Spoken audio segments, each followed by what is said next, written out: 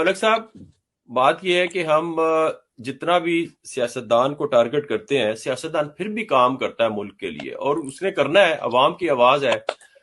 तो ये समझ नहीं आती, चाहे ये पपेट्स ही आ जाते हैं, ये भी अपने आप को सियासतदान कहलाते हैं।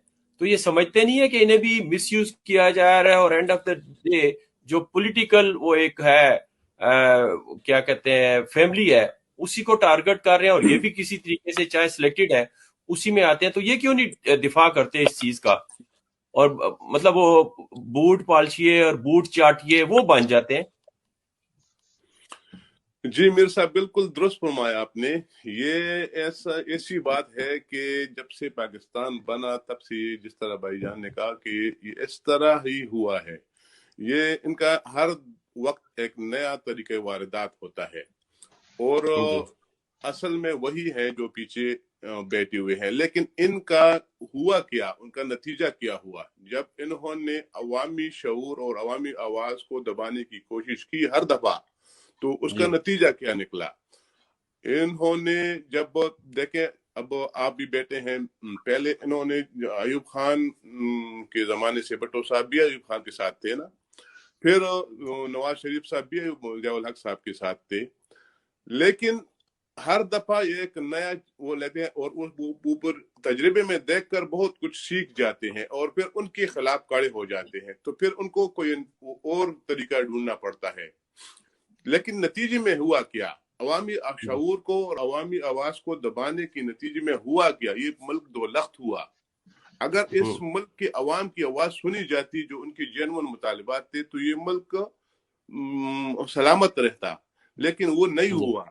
अब जो जो जो सफोकेशन की हालत अब जो बनी है, देखें आप, अभी भाईजान महफूज जान साहब कह रहे थे कि एस्टेब्लिशमेंट वो पीछे हटी है। मैं कहता हूँ नहीं हटी है।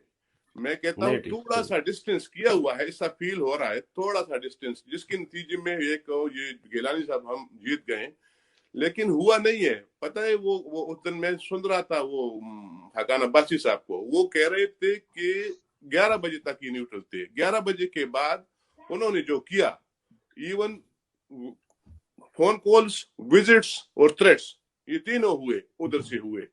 कोई जर्नल बैठा होगा, कोई पता नहीं कोई ब्यूरोक्रेट बैठा होगा, उधर से इधर उधर कॉल करता है, फिर लोगों को उठाता है, फिर घुमाता है, फिर करता है। और उसके बावजूद ये जो बंदे हैं ये 35 थे, लेकिन वो बने 17।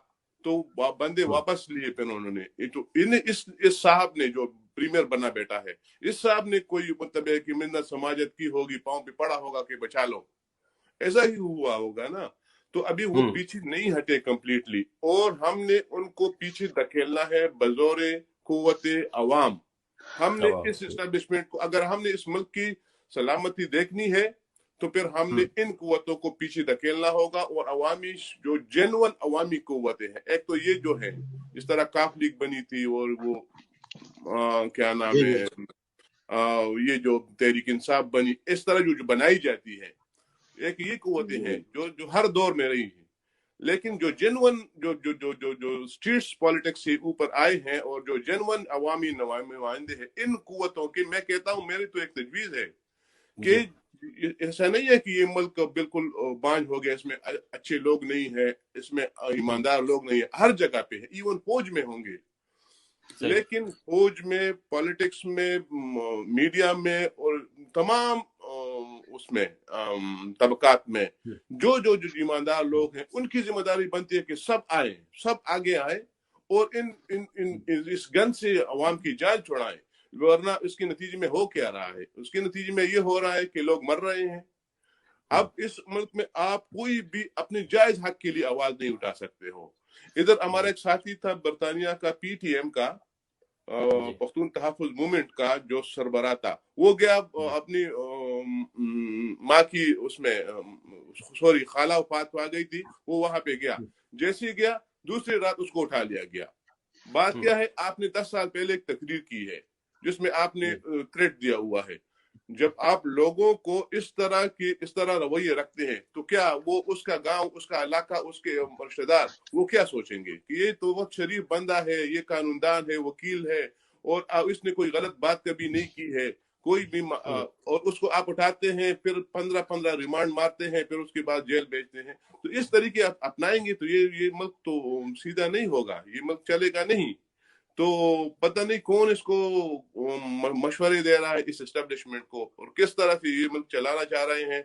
इन्होंने तजुर्बे से कुछ सीखा नहीं है, या पता नहीं कोई और इंटरनेशनल गेम हो रहा है। यहाँ पर इस मुल्क को इंटेंशनली तो लेफ्ट किया जा रहा है, टुकड़े करने की साजिश हो रही है। तो ये तमाम जिम्मेदारी ईमानदार लोगों पे, हर तबके में, मीडिया में, पॉलिटिशियंस में, फौज में, एस्टेब्लिशमेंट में, हर जगह पे जो जो ईमानदार और सही मुहिब वतन लोग हैं, उसकी खामोशी बहुत खतरनाक है। उन्होंने सब ने आगे आना होगा और उन्होंने ये जो है ना मसाइल का जवाब देना होगा। बहुत खूब फलक साहब, ये बिल्कुल ठीक कहा